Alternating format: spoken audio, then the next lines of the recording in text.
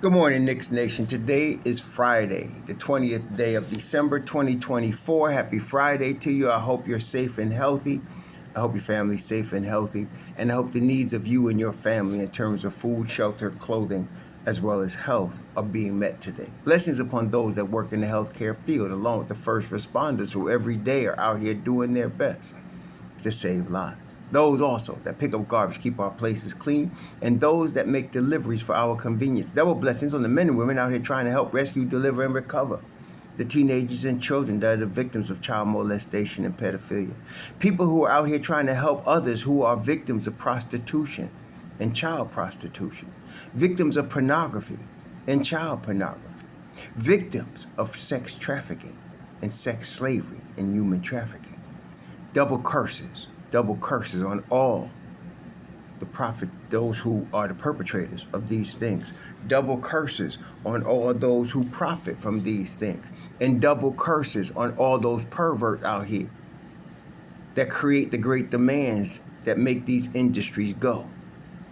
Finally, double blessings on the homeless. More than 600,000 men, women, children, families, senior citizens, veterans, homeless in the United States of America, and millions around the world in similar or worse conditions. Blessings upon them, for theirs is the kingdom.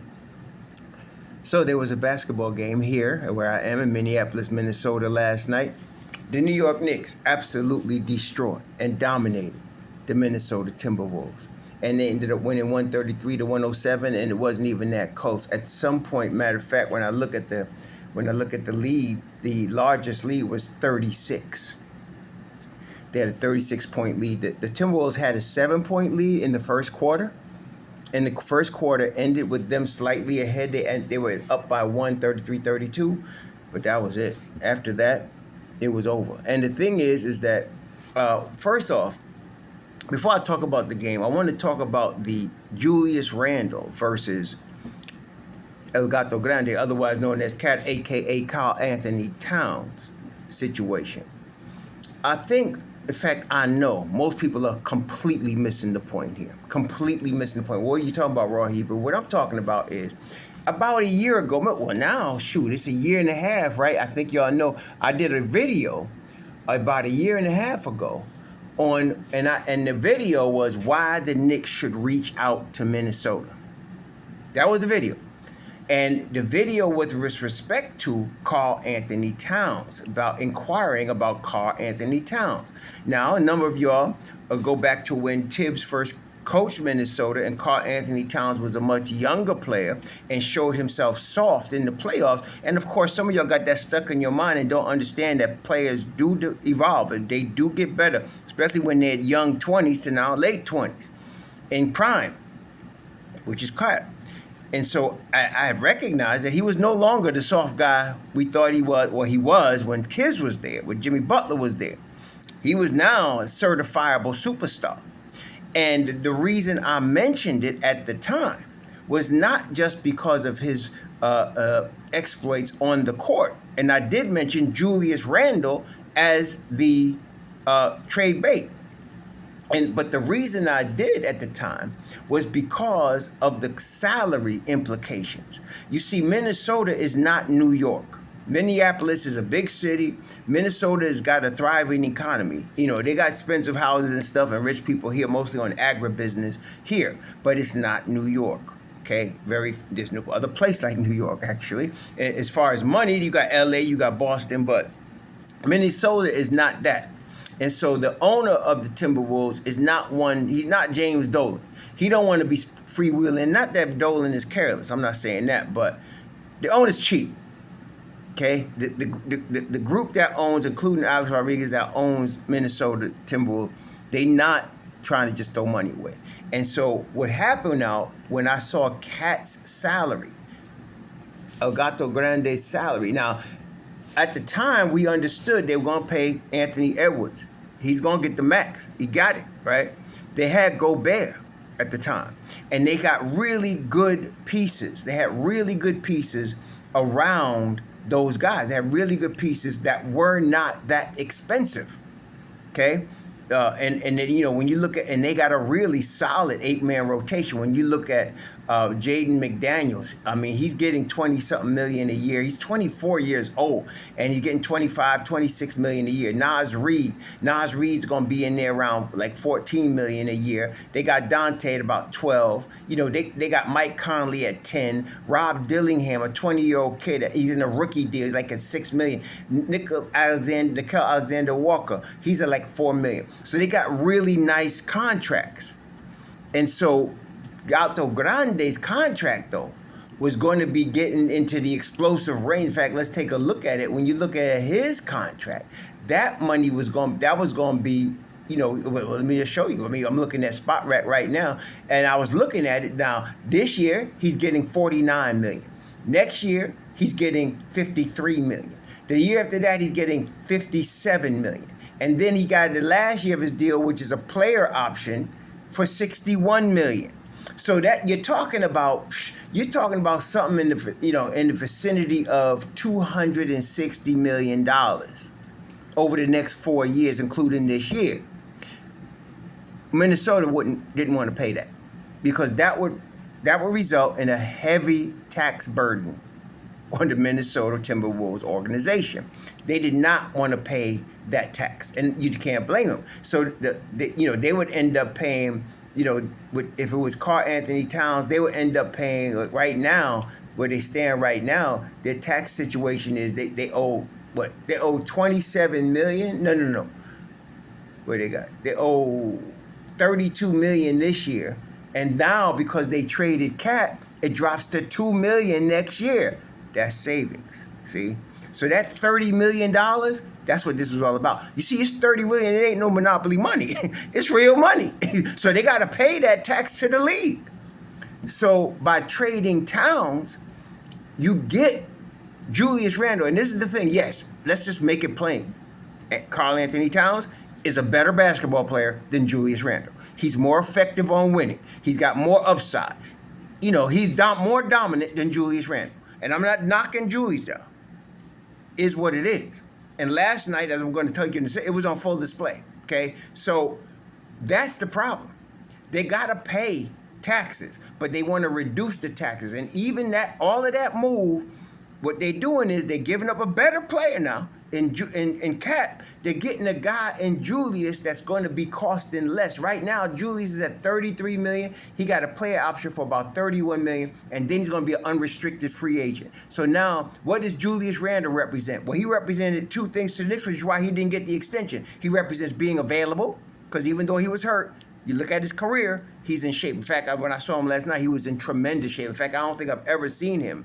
And he's always in shape, but he was kind of taut, slim body was tight. So you got a guy that's going to be in shape and available. That's number one. And you're going to get him at less than the max. No matter what people want to say, a couple years ago, he gave up money. He ain't give up no money. There wasn't nobody going to give him the max a couple years ago, even as an all-NBA player. And we're going to talk about that in a second, because he's not worth that. He's a solid dude. He's way better than the average basketball player. He's an all-star level player. And so Tibbs make him into all-NBA, right? So, but nobody's going to pay him $200 million. Nobody's going to do that. Even in this environment, when you're getting guys next year with the new contract in the NBA getting $300, $400, $500 million, he ain't getting that, okay? So Timberwolves know that. So they got a call it serviceable power forward to replace Cat. He's not as good as Cat, which is why they wanted Donte DiVincenzo in the deal as well, of course. Why? Because now you got Donte, and he's 28 in his prime, and I think he's still getting acclimated. He's handling, to me, Donte DiVincenzo's handling this whole situation like a real pro. He got to have been hurt. He was with his Villanova crew. He was starting at Madison Square Garden. So then they bring in Mikal Bridges, and we'll get to him in a second. And he has to come off the bench. Okay, he didn't want to do that. No player wants to do that. But he would do it to win. But now being traded to Minnesota, he was butthurt, as he should be. He's got a beef that's legit. Okay, I'm not blaming nobody. It's business. It is what it is. But once he settles down, and Conley right now, Conley's playing, for the last couple of years, tremendous. And he's 37. He cannot go on forever. So that's going to be probably next year. That's going to be DiVincenzo's spot. Okay? He just got to settle in. He's got to get acclimated with their system. And that's going to be... So they gave up Karl Anthony Towns to get two more than serviceable players at very good contracts. Because in his best day, DiVincenzo ain't getting no $200 million. Okay? So they have to pay Anthony Edwards 42, 46, 49, 52. Okay? They got Rudy Gobert, who's 43, then 35 million, then 36, and then the player option 38. That's his career right there. They got him. He's locked in. Those two players are locked in. Nobody else except Jaden McDaniels is costing them more than $20 million a year. That's what they wanted. It's the tax situation. Okay? So now with the league's salary cap probably going to rise with the new TV deals, you're starting to see guys like Tatum and Brown getting in excess of $300 million, and you're going to see more of that.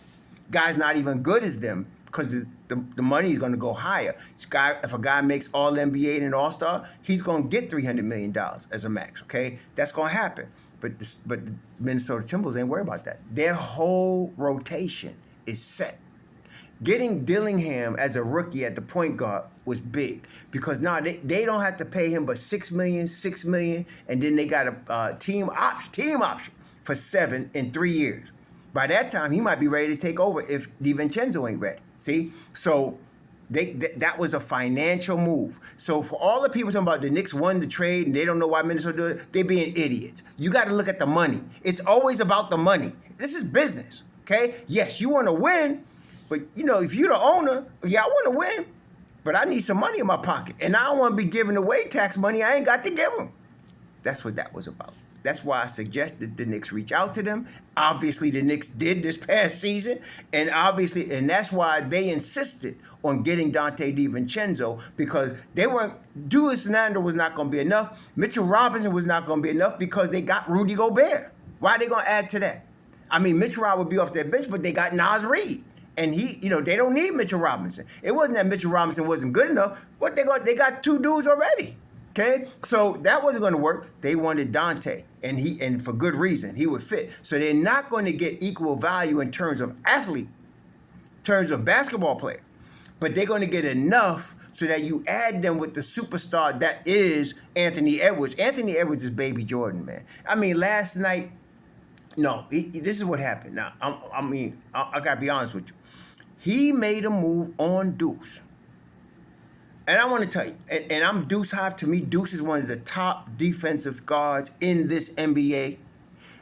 He is the new Marcus Smart, okay? And Marcus Smart in his prime couldn't have hung with Ant on the move that he made last night on Deuce. Ant came out and did this between the legs, spin to his left, and he did it with such speed and quickness. It's one of them things where if somebody ain't getting help, you're not guarding them. That's it, okay? And he did Deuce up, scored, okay? I think it was at the end of the first quarter. It was nasty. But then, after that, right, I heard this squeaky, like a jail cell, click, and then I heard this lock, click, click, click, click, and that was the end of that. And Deuce stayed in the game. Deuce played yesterday. Deuce McBride played yesterday 29 minutes, and most of them was on Ant. After he did that one move on him, which was nasty, Deuce was like, oh, it's like that. And Deuce put his, prison guard outfit on. That was the end of that. But Ant is that dude. Okay, Ant is that dude. Okay, so you got to pay him. And the reason is he's like Cat for us. So in other words, because of his talent, and you got the team around him, he going to carry them far. Like last year, they was in the conference finals with Cat, but they're going to be back. They're going to be in the mix. Right now, they in the eighth seed right now in the West. But I'm not worried about, they're going to be there. They're going to be in that top four at the end of the day. I'm not. Right now, they're the AC 14-12, 6-4 in their last 10. They're going to be there at the end. I'm not worried about that. They're going to be in the top 4, top 5 in the West. There's no doubt. So they're going to be in the mix as it comes down the stretch here. And Ant is going to be leading the way. That's why you have to pay him. And you got Gobert. Now, Gobert, whatever you think about him, multiple-time Defensive Player of the Year. Every single year he's considered if he don't win it. And he's always on All-NBA defense. For that reason alone, you got to keep him. That's your guy right there. And then he hits foul shots. He's Mitch Rob, but hit foul shots. So, yeah, you got to keep that. You know what I'm saying? So that's why they did what they had to do in terms of Cat being the biggest asset. They could get a serviceable power forward and save $30 million, literally $30 million in tax. That's why they did it, okay? And so that's why it ain't about just the court. Now, on the court, so we all remember when JuJu was here, I would say he's our problem child, right? I would say he's our problem child. Why would I say he was our problem child? Well, I would say that because, you know, he could go either way. If he come out feeling good, he'd go off, right? And carry your team to a victory. And he's an awesome rebounder all the time. But if something gets in his head, he take your whole team out. Okay? And we saw both of those JuJus last night. We saw twin JuJus. The awesome one and the problem child. We saw them both. Okay? And what happened, and I'm sitting in the stands in the midst of a bunch of Timberwolves fans. Now, that was fun. I was like, some dude said, you a Knicks fan? And you here? I said, you a Timberwolves fan and you sitting behind the Knicks bench? It's like, what you think you doing? So homie was like, oh yeah, you're right. Yeah, I was right. And then they was yelling the first quarter. Oh, they was going crazy. And then at the end of the first quarter, I kept yelling, where all that mouth at now? Y'all can shut up now. Because I was like, y'all can shut up now. Because it was quiet. It was quiet when the Knicks was putting the whooping on their ass. But anyway, JuJu comes out the box, and JuJu is killing. I mean, he come out in the first quarter, right? And he was hitting threes. He was going to the basket. He was abusing McCall and OG. OG was mostly guarding him. And he was going off. But what happens with JuJu is if he hits like 3 or 4 in a row, which he did, he gets this mistaken belief that he could do that all game, even when he misses the next 3 or 4 in a row. And that's what he kept doing, and he wasn't passing the ball. In fact, you can hear the crowd from the Minnesota Timberwolves, pass the ball! They were all yelling, pass the ball! And I'm sitting there saying, yeah, we know all about that. And then, on top of that, homie was waving people by. That's why if you saw, again, I was telling you a couple of days ago that teams start to beat up the Knicks, try to be physical with them, and then on top of that, overplay, which opens up backdoor opportunities. And Mikal Bridges was beating Ju backdoor because Ju would press on him and then let him go by without even trying. Don't we understand that? And somebody, God tapped me on the shoulder. He said, listen, did he never play defense in New York? And then I said, at first he did not, but over the last 2 years he has, and even at that, we were getting like 50% time, 50 good, 50 bad with him, okay?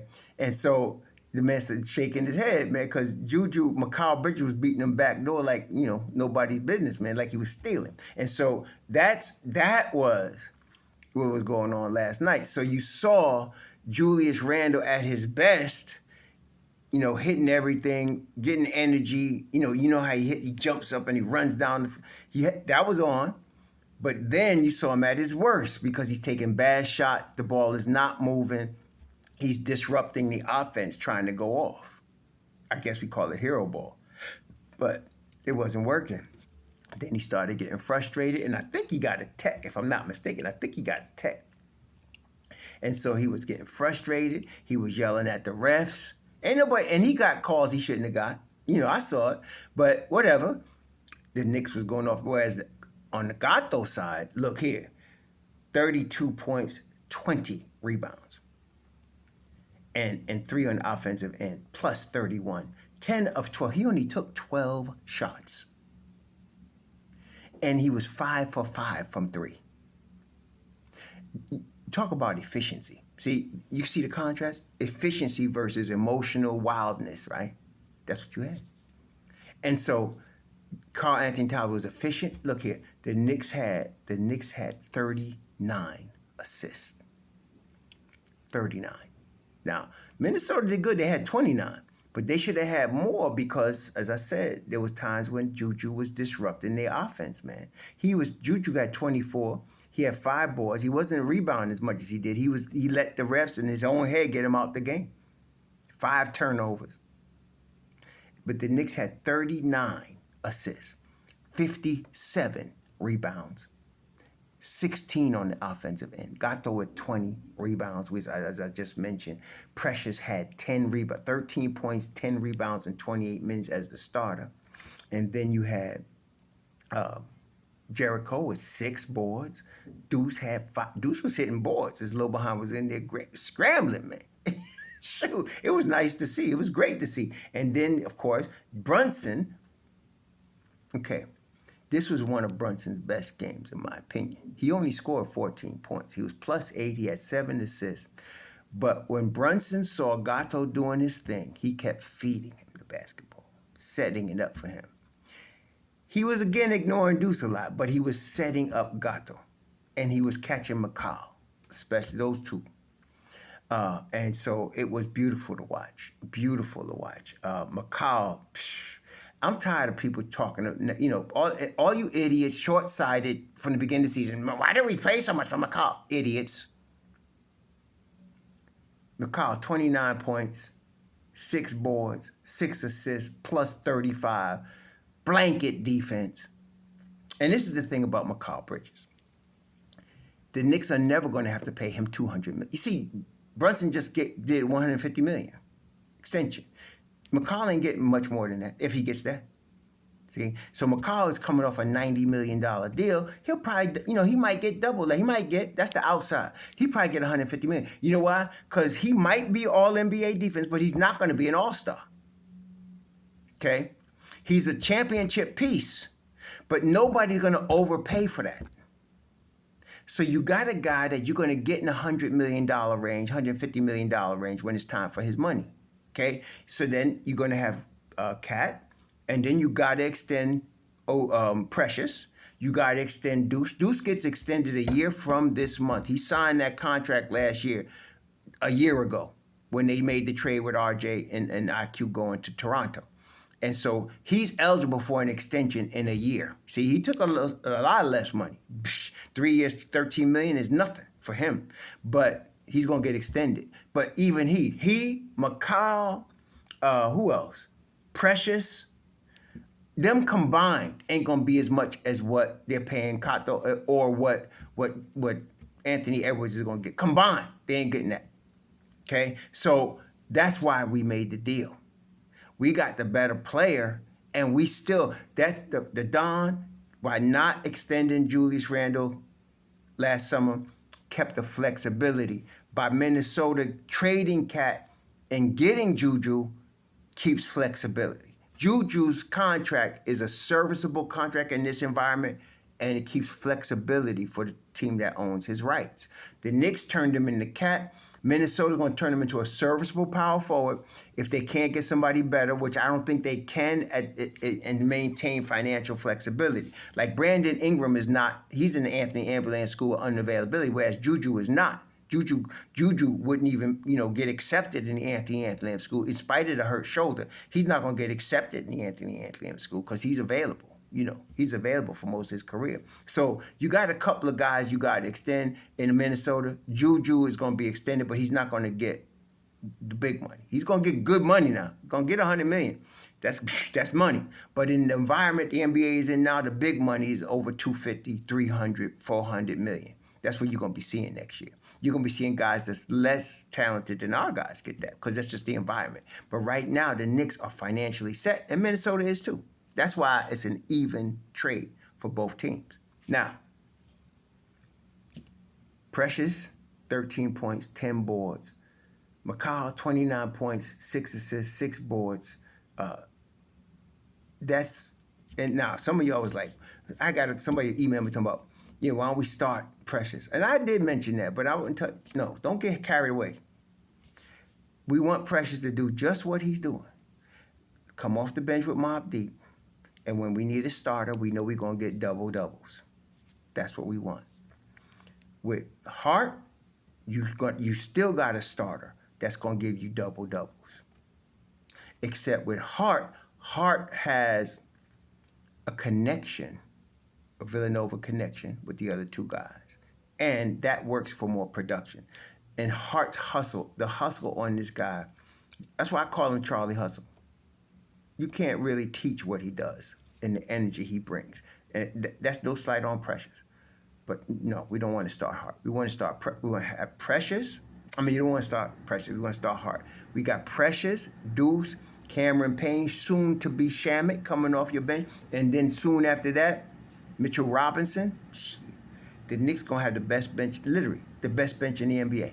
Okay? So when you have El Gato Grande at the 5 with Brunson, and like I said, I was starting to say Brunson had his best game. He saw that happening, he was feeding, and he was doing a lot of hockey assists, and he was doing his best to play defense. It was beautiful to watch. He really played the point guard, captain, I'm in command and I'm dictating things position last night. And he saw what was going on and he did his thing, man. So it was good. And he was looking for Jericho Sims. Jericho Butterfinger Sims, bless his heart. He got 6 points, 6 boards, bless his heart. You know, he was in his home crowd. You know, it was nice to see, man. So, yeah, nice win for the Knicks. They solidified the 3rd spot in the East, 1 game ahead of Orlando. Orlando got a little bit of a tough road the whole next couple of games. No Paolo, no Franz Wagner, and they got the schedule for them is not kind. It's not.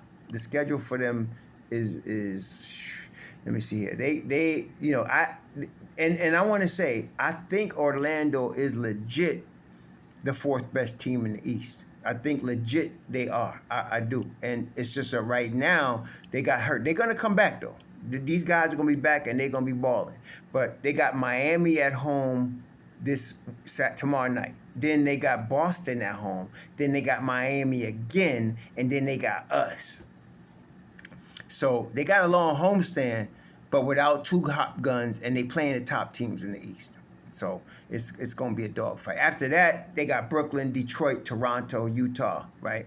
So they can make up some ground, but they may lose a couple more games and lose some ground to us in the East at that point, you know. But I still feel New York, Cleveland, Boston, and now Orlando are the top dogs in the East, in my view. Those are the top dogs in the East. And you got other contenders. You know, you're gonna have Milwaukee coming, but I'm still not worried about Milwaukee. They coming strong. We got to keep an eye on them. But Milwaukee, Miami, the Atlanta, and the Leprechaun and them, they still ain't played no real defense yet. And the Knicks basically gave them that game.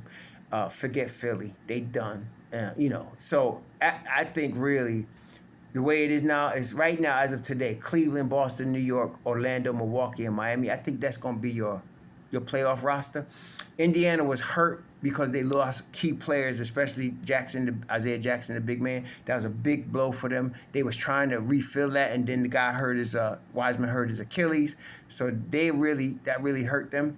And so, yeah, I think the top 6 you're watching right now are going to be continuing to vie for the top 6 position in the East. And like I said, I've been saying 55 for the Knicks plus, and top 2 in the East. You know, whether they have, and I'm gonna tell you something else. Let me warn some of y'all ahead of time. They're gonna get some tired legs coming up here.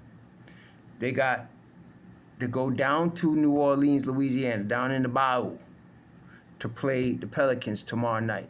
Pelicans ain't doing good this year, but they're an NBA team, okay? Then just the trip, they got to go down there and play them. And then they got to come back, fly back to New York and play Toronto at MSG on Monday. Next week, the Knicks have 4 games in 5 days. 4 games in 6 days. They play Toronto on Monday, Christmas Day at noon. Terrible game for the Knicks. They play Victor Wembanyama and them at Madison Square Garden. Then next Friday, they go back to play Orlando. And then it's a back-to-back, and that game we're going to be at a week from this Saturday night in Washington against the Wizards. 4 games in 6 days. You expect to see some tired legs at some point. If the Knicks can go, after tomorrow night, if they can go in them 4 games and split them and get 2-2, I'll be happy, because If they win tomorrow night at King Smoothie Center, that means they won 3 straight. They'll be 18-10, right? Nice. Then if they split the next 2, then you're talking about 20-12. That's daggone good basketball right there. 20-12. Okay, that's daggone good basketball right there. So don't expect for them to be Supermen. I think they could beat Pelicans tomorrow night, but like I said, the schedule: Toronto, then 2 days later San Antonio, then 2 days later flying down to Orlando, then the next night flying up to DC. That's going to be a grind. That's a bit of a grind, okay? After that, when we get past the new year, though, the Knicks got a nice schedule, man. They got a nice schedule. They paid their hell early. January is going to be a nice schedule. They got a long homestands in January, so we're looking forward to that. This is a much longer video than I normally do, but there's a lot going on. But please, y'all won't see me tomorrow. Y'all see me... you may not even see me Sunday. I'll be traveling back, going with my wife, our 40th anniversary. 40th. My beautiful wife. On Monday. So we be doing our thing, going to a resort for a couple of days. So you might not see me until like Tuesday. Yeah, Tuesday. Christmas Eve or something. But yeah, that's that. But y'all please enjoy your weekend. Enjoy your holiday. If you're doing holiday, enjoy it. Be safe out there. A lot of crazy people out here at this time of year. Upset people. But, be careful. Be wise. Okay? Enjoy yourself, though. All right? Shalom.